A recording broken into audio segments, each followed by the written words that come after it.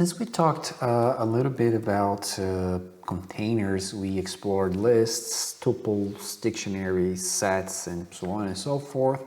I think it's a good thing for us to talk a little bit about zipping. And what is zipping? It's a function that allows us to aggregate and you can say concatenate the elements from different structures, which is super convenient, especially when you need things to work and transverse around in the same order according to their index. And if you want to do this, you can use the zip function, which is quite interesting, as I said.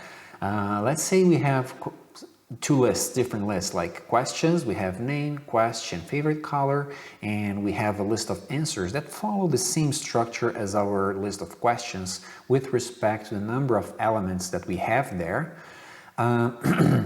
You can control both lists with one single for structure in which you combine the elements from one list to the other. So, for example, what we are doing here, we are traversing both lists, but then what we do is we kind of make those guys both go together. Like in this case right here, we're saying that we want to map the entire structure of questions and answers as one single thing. So it's pretty cool. So if you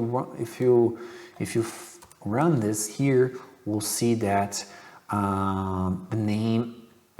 the name will follow the specific item on both structures because we zip them into the same entity, right?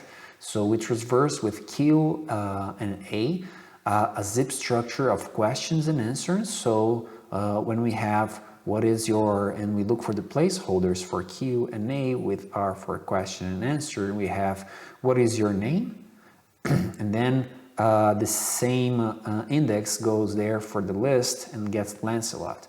For the second index, we have question to seek the Holy Grail. So what is your question? And then the answer to seek the Holy Grail, and so on and so forth. Okay? So thank you and happy coding.